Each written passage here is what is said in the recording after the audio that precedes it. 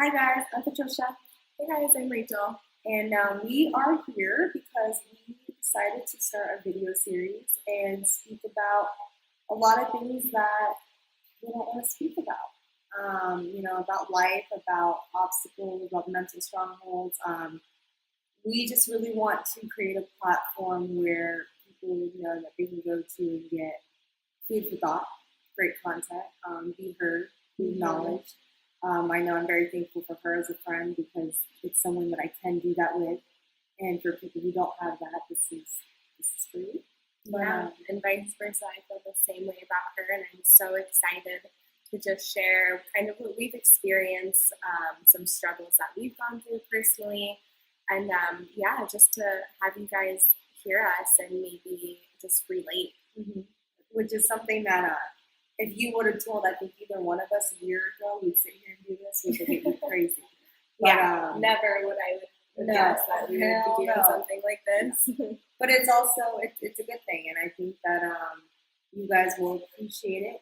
Our whole goal is to just, again, talk about things that we want to talk about, but bring back authenticity, bring back the power of vulnerability, and bring back recognizing that we are all essentially the same. We're all human. Yeah, 100%. So with that being said, I guess a quick background about me is I'm 26 years old. I live out here in Arizona. I am a registered nurse going back to school for my master's. I was just recently married last year. And I'm Rachel. I'm 25. I am also originally from Scottsdale, Arizona. What else, Rachel? Yeah, just I do social media networking all through Instagram, so I am on that a lot, but yeah. Which is what people need to do now. We need to take advantage of that route. 2019, I swear, social media is taking over the world. 100%. We just got to use it right. But anyway, so our topic for today we agreed on is self-love. It's something that I think her and I have openly shared with one another. It's something that we both struggle with. I think everyone may struggle with that at certain points in their life. But yeah, I guess we'll start with, how do you define self-love?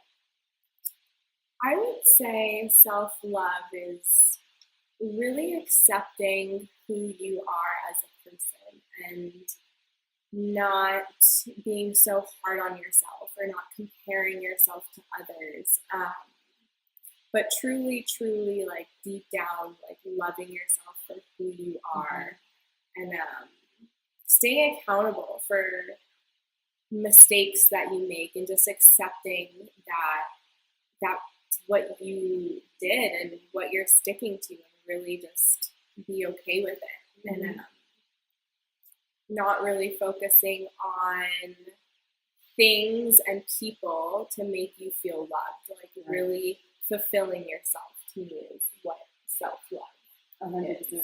I agree. I think with me, I agree with everything you said. I think that I would like to see within myself, when I say self-love and I love myself, is just standing firm in who I am and where I am in life, and not saying sorry. I find myself, I'm always like making an excuse for why I act the way I act. It's like, oh, either I'm too timid or I'm too, I'm distancing myself, whatever, but I make an excuse for it. Now it's like, in order for me to love myself fully, I need to look deeper into those things. It's like, I want to get to a point where I may be having a crappy day. I may be dealing with something. But to my core, I know I got this. Maybe shit's going to happen for the next 5 days, but I still got it. I got to manage it. I got to handle it. I got to discipline myself. And if it doesn't go out as planned, it's okay. Exactly. It's totally fine. Just accepting part of the story. Right. And I think that's something that we want to talk about, especially for me, because it's been very apparent to my life the past few weeks. And it's something that I know I got to get under control. You know what I mean? So I guess what we can start with is like, where do you see, I guess, even your lack of self-love affecting your personal life? I would say, kind of what I was saying before, is I was relying on people or things to make me feel loved, like acts of kindness or words of affirmation. I'm not just talking about in a relationship, but I'm talking about even from friends. Mm-hmm. Like if my girlfriends didn't call me consistently or message me or check in on me, like I didn't feel loved. Yeah, And, 100%. and to be honest, like that's kind of bullshit. Like, Yeah. Yeah. I can't rely on other people to make me happy and feel loved. Like Mhm. that's where I think I struggled. Mhm. Yeah, and I think for me, especially in my relationship, is because a lot of times when you're intimate with someone, when you're close with someone, all these negative aspects of your life start to surface. Mm-hmm. Because when you're spending so much time with someone, you can fool yourself all day, Mm-hmm. but you can't fool another person. You know what I mean? And so it's like my husband knows, like, oh, why are you getting in the mood? What?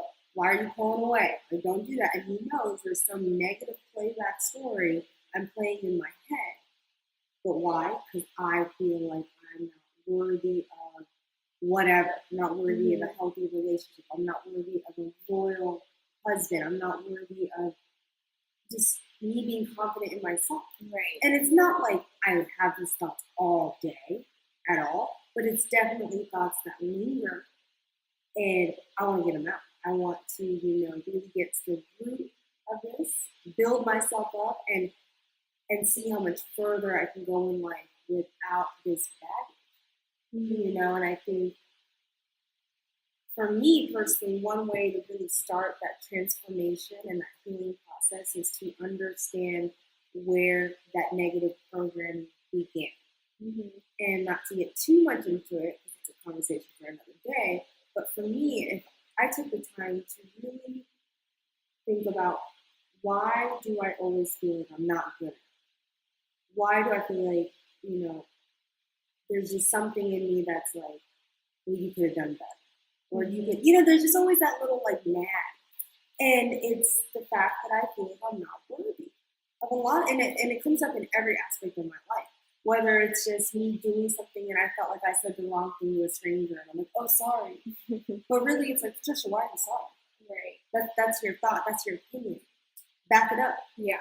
And I think like what you were saying, like you truly got to take time and like dig deep and realize when that started happening. Because it's so different for everybody. And I think Patricia and I both realized that started happening to us at such a young age that it's made us these people that we've been for so many years. And to be honest, I don't think that's really us. No, I don't think it serves us at all. It's not. And it's so crazy to realize that now, but it's such a hard thing to do, to really dig deep into your past and in your feelings, and the hardest thing you can do. And accept it.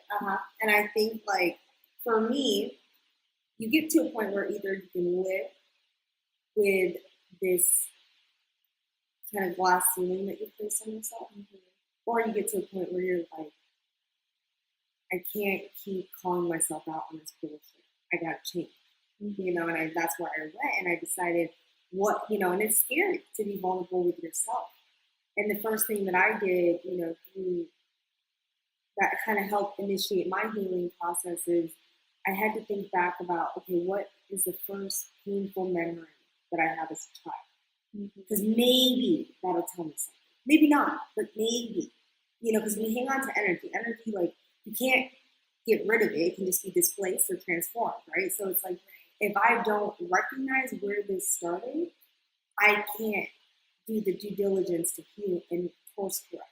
So anyways, when I did that, the first thought that came up was a thought of being abandoned by my biological dad. And it's something that, it's such a far thought that I'm like, did it happen? Did I make it up? I don't know. You know what I mean? But in all reality, like, no, it did happen. And then it sucks.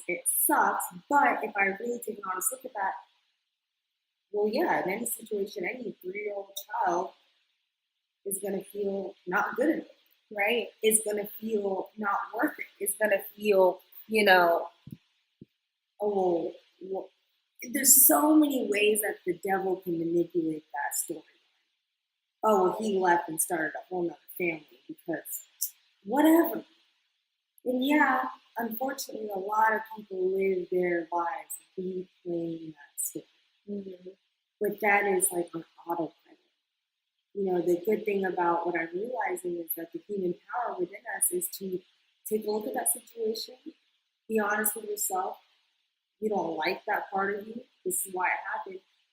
And the best part about it is that you can do something about it. And I'm saying, yeah, I recognize that doesn't mean I love myself now. No, it doesn't mean that at all. But it means I'm understanding what I thought was the unknown. Mm-hmm. And with the unknown, you can't change it because you don't understand it. You don't grasp the conversation. You don't grasp the concept. But when I really looked at it and I was like, yeah, I can see how that programmed my brain to think the way it thinks. Yeah, and it goes to like everyday things. Every like even just random people that you're talking to, like you don't even realize that things that have affected you in the past affect you daily. And you don't even know. And you don't even know. And the thing that's scary though too is that it's like that's how a lot of people live. It's like we haven't unlocked our true potential. But in order to do that, you've got to cut the baggage. But mm-hmm. you gotta understand the baggage. You gotta love the baggage. And love it. Yes. And you have to rewrite your story. Yeah. To better serve you. Right. And you gotta find like the strength that I know everybody has to let it go and accept it and move forward, and don't let those situations or those fears or those doubts or anything like that control your life anymore. Right. 100%. I think that it just got to a point for me that I was getting so fed up with like telling myself in my head, you know better. But I'm still doing the same thing. Mm-hmm. You know what I mean? And then I think it really helps though too when, I'm not saying you have to be in an intimate relationship in order to find yourself, but I think it expedites the process because that person will directly show you a window to where you need to self-improve. Mm-hmm. But a lot of people take it as, I don't like it. I don't like that they do that. It's annoying. Why does he do it like that? Why does she do it like that? But in reality, you got to take that and flip the script and say, why do I have a low tolerance for that? Why does that annoy me? Why do I want to change that in that? Mm-hmm. And I'm telling you, it'll change everything. Even if you do that in anyone you meet. Sure. You can meet a stranger and they annoy the shit out of you. Why? Because it probably reminds you of something that you do that you don't like about yourself. Mm-hmm. And that's how you I think that's how we learn to love ourselves. We learn to accept that we're just doing the best we can with what we got. And, and it's good to want more out of yourself. But it's also, you got to learn to just sit where you're at and be proud of yourself. Right. And I think the biggest thing is why we're even doing this video is because there's a power in words. There's a power in calling out your fears. There's a power in talking about your fears, because it makes you realize like, oh, well, like I can look at Rachel, for example, and obviously, you're beautiful. You got a good head on your shoulders. Like, and social media is a bitch sometimes. Yeah. You can look at people's social media and be like, they got it all going on. Mm-hmm. But to be close enough as a friend with you and see this other vulnerable side of you, it not like, oh, I'm not the only one. It's just kind of like, oh, well, I'm not the only one. Right. And someone who yes, from an outside perspective of you, looks like they got all of it together, which a lot of it do. Yeah. But there's a human side to that. Right. And I think that's what we're trying to bring back. Right. And I think that's also what brought us so much closer to each other. Mm-hmm. And yeah, I'm excited. I know, me too. And I think that, I don't know, it's kind of hard to understand if you don't live in Scottsdale, I guess.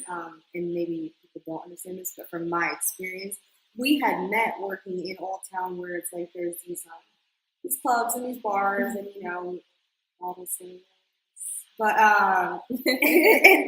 It was a good time. it was a good time. It did what it had to do. Right. Sure. But to be 1,000, it can breed on all these insecurities and all this feeling of I'm not good enough or I'm Not pretty enough. yes, and it sounds so Yeah. dumb because it is, but it's reality. It's already hard enough, I think, as women nowadays to just compete with one another, especially on things that don't even matter. Right. But now it's like meeting, when we met, our minds, and I'm speaking for myself, I should say, was so close.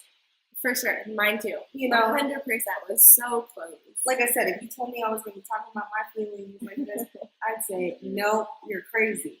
But that's the beauty in it, is that you can see that we're all human. You know what I mean? And why I say that is that being out in that environment, it can really highlight your insecurities, but it can come across as,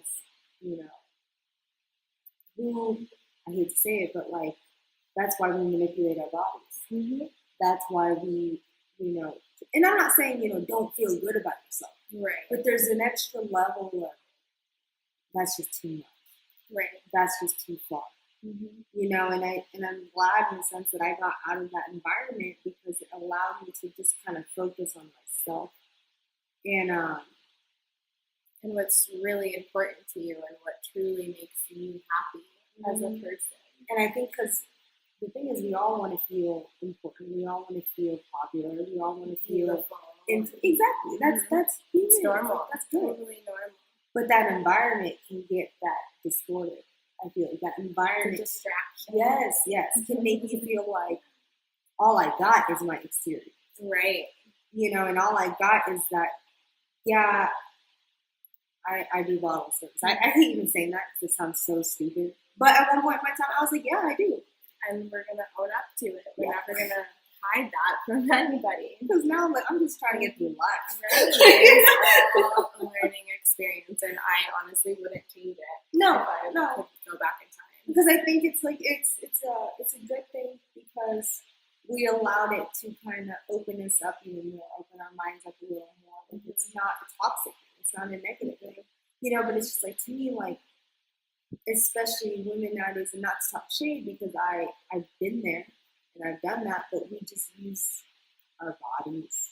We just use bullshit, like bullshit marketing strategies. Right. Like, we need to wake up. If you have 1 billion followers on social media, good for you. You're obviously doing something right, but I say wake up and use that platform for food for thought. Yeah. Influence. Positivity. Exactly. Or just be real. 100%. 1,000 pictures of you looking perfect. Spent 2 hours editing because I know I've been there. Okay. What sets you apart? Nothing. You're gonna keep exhausting yourself trying to one up the next one. And we gotta stop putting ourselves in a minute playing field that just breeds insecurity. That just breeds competition. Unhealthy competition. Right. If you're competing and, oh, well, my friend went back to school, I'm gonna go back to school, or my friend is pushing themselves to be a better person, I'm gonna do that. That's great competition. But when you're doing it based off of how someone looks or how someone's body looks, it's so small-minded. Or what they have. Yeah, exactly what they have. And comparing, it's so hard. 100%. I think that's why it's like doing stuff like this is positive because it's behind that perfect photo. Exactly. It's behind that whatever, and I think that's just something that has really, it feels good. It's hard. There's so much power. You want powerful. And you just really get a sense of who you are. So anyways, on the topic of self-love, I think a lot of it is, I'm still on that journey of trying to build that muscle of myself, trying to heal from my negative, program brain. But I think a lot of it is just, you gotta look at yourself in the mirror. And you gotta own it, like you said. You just have to own what you like and don't like about yourself. Right. I totally agree. I feel like it's because we know we have the power to basically change. But where the discomfort and the anger and the frustration comes from is that do we have the self-discipline to do it? And I finally got to the point where I'm like, I'm sick and tired of living beneath my potential. And feeling this way. Feeling this way. It's exhausting. Right. It's so exhausting. It's like you just like this on this like what is it? Those mouse things like the ball. Yeah, where you just keep going and you're just driving yourself nuts. Yeah, it's like all you gotta do is hop off. Right. Hop off. Yeah, I definitely agree with you. Like, it's one thing realizing all this, but actually taking action and sticking to it and being true to yourself is so important, because you can talk about this all you want, but it's putting yourself out there and challenging yourself and seeing your own strengths, honestly. 100%. And I think with me, something that has helped me, because that's all I can share is my experience, and maybe someone can relate to that. Mm-hmm. But it's when you feel that discomfort arise in you, when you feel that jealousy, when you feel that insecurity, when you feel that anger or annoyance, look deeper into that feeling. Mm-hmm. And ask yourself, okay, but why? Because it will probably tell you something about yourself that you probably knew, but you don't want to admit. Like for me, that happens all the time. Like I know that little things, when I can act like a 5-year-old in my marriage, and I just totally switch up on my husband, and he's done nothing wrong. At first, I just was like, well, I'm in a bad mood. I didn't think too much into it. But then I started diving deeper into myself and being like, well, is this kind of a invisible wall that you're putting up, Patricia? So you don't get close to him. So you always have a foot out the door because, you don't feel worthy. You don't feel good enough. That's self-limiting thoughts. And I gotta get that out. And we all have those, whether it's that or something else. Insecurity. 100%. We just have to understand it. And then have the self-discipline to start correcting. Yes. And it's a process. Mm-hmm. It's not easy. It's the hardest thing you can do is work on yourself. Mm-hmm.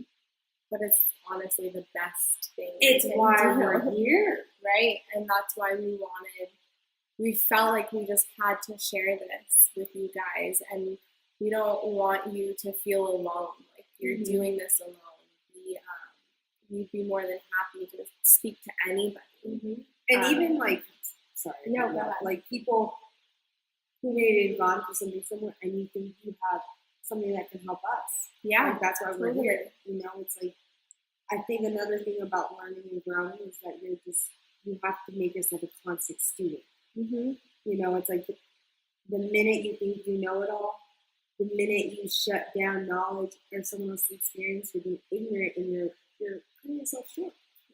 It's like let's take the pride and ego out of it and understand like this stuff fuels me. That's the key word, ego.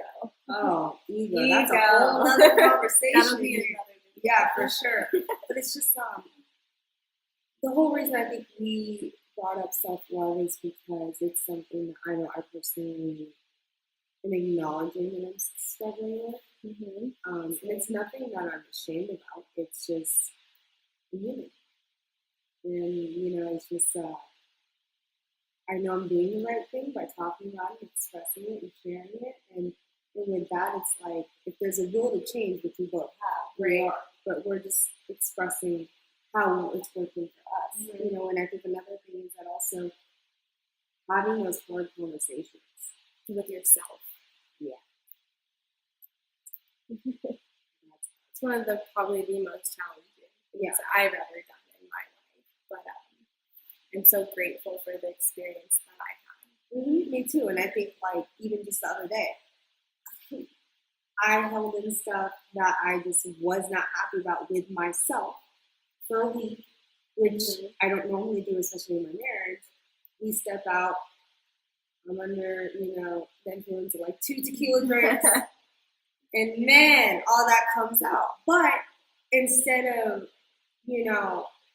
blaming it on the alcohol or blaming it on, oh, whatever, I just acted out.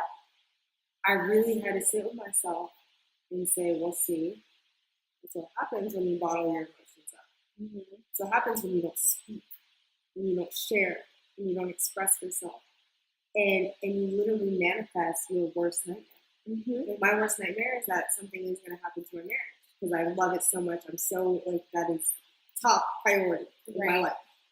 But unconsciously, if I wasn't aware enough, my own insecurities are going to make that happen. And that's what I don't want. And I think that happens in a lot of people's lives, whether it's your career, whether it's your weight, your relationship, like how you view yourself. It's like, it really, like you said, it's all about the ego, which is in all of us. Right. And it transpires in different ways. And it's really just calling yourself out of your position. Like, I know it takes the same amount of energy to think I got it all day, every day, than it does the same amount of energy for me to think the way I do, which is like, and then right? Why do we do that? Why? It's just that insecurity. Yeah, and I think it's fear. The fear of the unknown. Yeah. Because to me, like, I was even talking to my husband about that the night. I know what I need to do to heal. I can't rush the process, but I know what I need to do. But I'm stuck right here. You want to know why? Because I'm so afraid that if I do that, how great am I going to be? And I know that's a weird thing to say, but if you really think about it to yourself, you understand. Because now, not only how great can I really be, but damn, I've been cutting myself short my entire life. That's a hard one to swallow. But you have to. And I think that for us, we can end off on kind of saying our own personal plans on how we're going to feel self-love.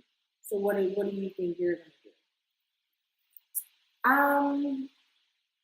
I would say, like what I was saying earlier, not really relying on things and people to make me feel loved, and really digging deep to figure out what makes me happy and what makes me feel loved, and really just spending a lot of personal time with myself, and honestly, like, getting to know myself better is what I would say. I think that's the best place to start. I think that for me, it's just giving myself the time, the personal time I need to just sit there with myself, or meditate with myself, or journal with myself. I think my downfall is that I constantly keep myself busy or distracted because I don't want to do a lot of personal time. A lot, yeah.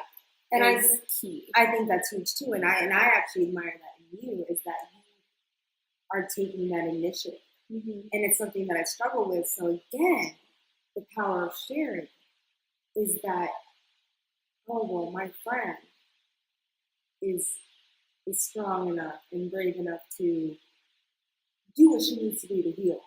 And it almost like gives you a little bit of strength. It does. And I think that's why you and I are so close, because we can relate on so many different levels. And I'm so sick and tired from each other. 100%. And I'm sick and tired of especially women, we're talking about shit that doesn't even matter. Like, it doesn't matter. Like, be more conscious of your space. Be more conscious of the energy you let in and the people you let in. And me, like, I don't even really, I try hard not to I don't really like talking about it. And it's just such a waste of energy. It's exhausting. Like, when it's like, let me tell you, like, what I think about myself. And where I need to grow and learn from. But I think that for me, it's just one, like you said, allotting time for yourself, being honest with yourself. And I think for me, it's also, if I'm afraid, dive in. Go have that conversation. Have, you know, those awkward moments. yeah, and that realization where you that, feel so uncomfortable. because it's honestly so true. Like the truth does set you free. Yeah. Because when you're looking at the truth of who you are and why you do things you do, those false stories don't have any place in it. You know, you just kind of, and for me, I think it's building that self-discipline of 100% accountability of your well-being. Maybe not your circumstances, but your well-being, your mental well-being, your mental emotions. Check yourself. And remember that the great gift that we all have is that we can have an emotion that leads to an action. But something that I've learned is that the power is in between. The power is that we can take that emotion and we can decide what to do with it. A lot of us take that emotion and just react. Decide, respond, take your time, and think about the end goal. You know, and I think, like, I'll leave it off as this, is something that I read in this book, is that it's 7 Habits of Highly Effective People. Check it out, it's really good. But anyways, it's this exercise that if you close your eyes and you imagine that you're going to a funeral, and you're walking up to the funeral home or wherever, and you see all these people looking at you, and they feel sorry for you, they know you're hurt, whatever. But if you just kind of imagine and you're going to this casket and you realize, oh, it's my funeral. And then the exercise is to think of 4 people who are close to you. So a family member, a co-worker, like a friend, a co-worker, and then I can't remember someone else. It's in the book, but you write what you want them to say about you at the end of your life. Do you know how powerful that is? Because it tells you your core values. Yeah. It tells you the type of person you want to be known as. And if you read that to yourself every day, print it out. Yeah. Put it on your mirror. You act accordingly to those values. You'll slowly start to love yourself. For sure. So we're going to start there. Yeah. And next week we'll have a different topic. And if anyone who has anything to say, comments, questions, or any recommendations on topics, drop a comment. We want to hear from you guys and kind of what you got back from this. If you liked it, what you didn't like about it, what you want to hear next, ideas, anything that you're going through, literally anything. Please reach out to either of us. We're here. Yep, don't be fooled. We're not doing this just because we like to look at ourselves, because we don't. This is very awkward. But it's for a purpose. All right? Right. So we'll be back next time.